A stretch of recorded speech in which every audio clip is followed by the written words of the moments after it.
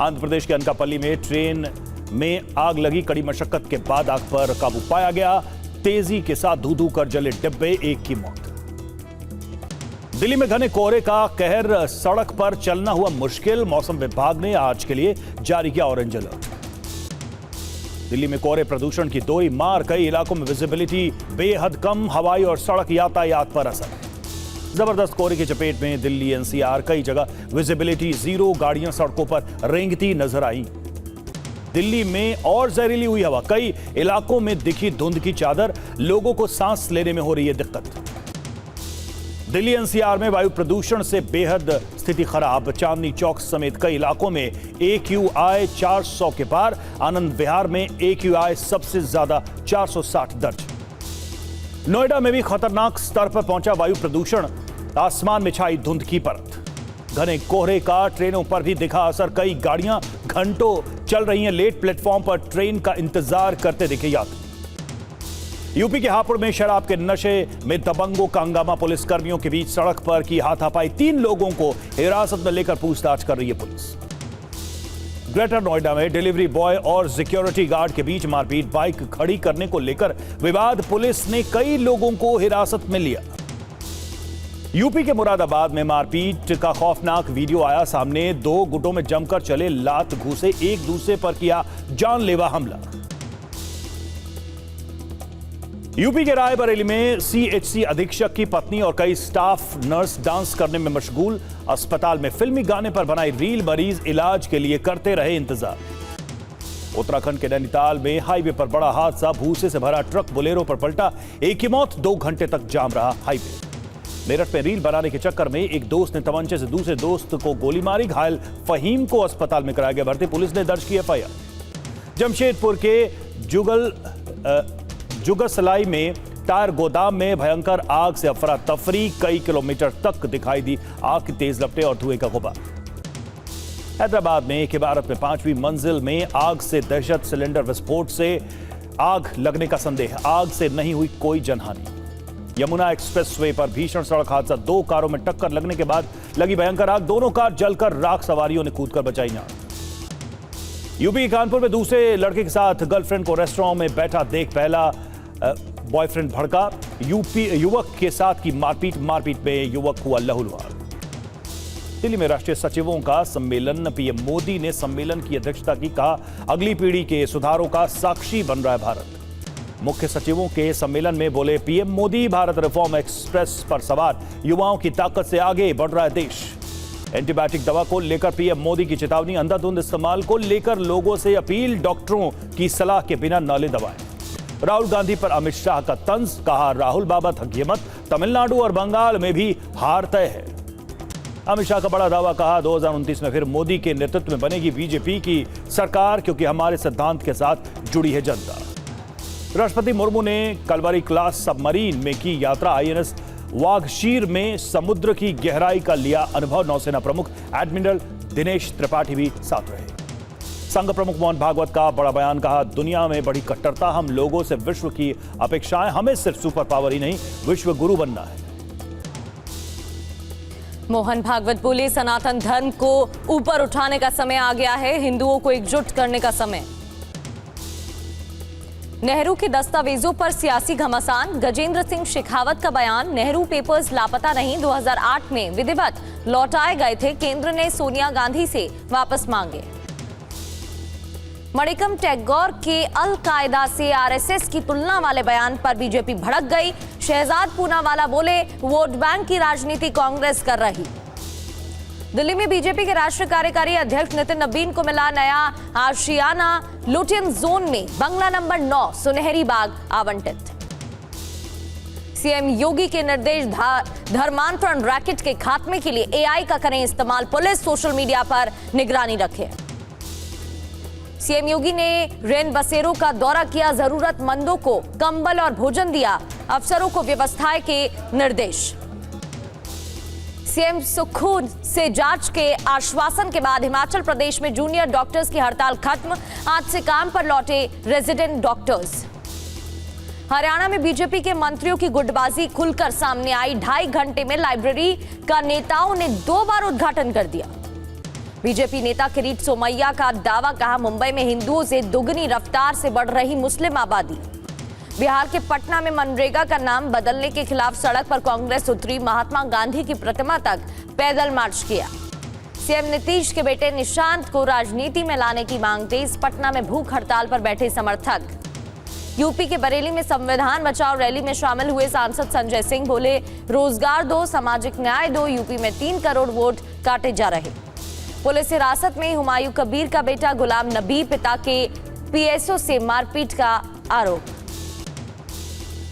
हुमायूं कबीर का बयान, पीएसओ के छुट्टी मांगने पर हमने उसे निकाला, उसकी इसी शिकायत पर पुलिस ने गुलाम को हिरासत में लिया। टीएमसी का चुनाव आयोग पर बड़ा आरोप, कहा बुजुर्गों दिव्यांगों को एसआईआर सुनवाई शिविरों में आने के लिए मजबूर कर रहा है इलेक्शन कमीशन। देहरादून में त्रिपुरा के छात्र की हत्या मामले पर सीएम माणिक साहा ने सीएम धामी से बात की, कहा धामी ने न्याय दिलाने का आश्वासन दिया है। आज महाराष्ट्र में सभी पार्टियां करेंगी अपने उम्मीदवारों के नामों का ऐलान, बीएमसी समेत 29 महानगर पालिका के प्रत्याशियों की घोषणा होगी, कल नॉमिनेशन का आखिरी दिन। बीएमसी चुनाव में अजीत पवार गुट की पहली लिस्ट जारी, 37 उम्मीदवारों के नामों की घोषणा, नवाब मलिक के परिवार के 3 लोगों को टिकट। महाराष्ट्र की राजनीति में हलचल बढ़ गई है, पिंपरी चिंचवड़ चुनाव के एक साथ आया पवार परिवार, गठबंधन का ऐलान। उद्धव ठाकरे ने पार्टी नेताओं के साथ की बैठक, बोले हर हाल में हमें जीतना है, बीएमसी चुनाव शिवसेना ही कर सकती है महाराष्ट्र की सुरक्षा।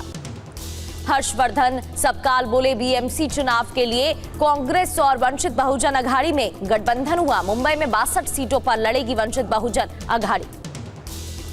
बीएमसी चुनाव के लिए आम आदमी पार्टी ने जारी की एक और सूची, तीसरी लिस्ट में 15 उम्मीदवारों के नाम। एआईएमआईएम ने नगर निगम चुनाव के लिए जारी की पहली सूची, धुले मनपा, वसई विरार मनपा और नांदेड़ सभी 5 सीटों पर मुस्लिम उम्मीदवार के नाम का ऐलान।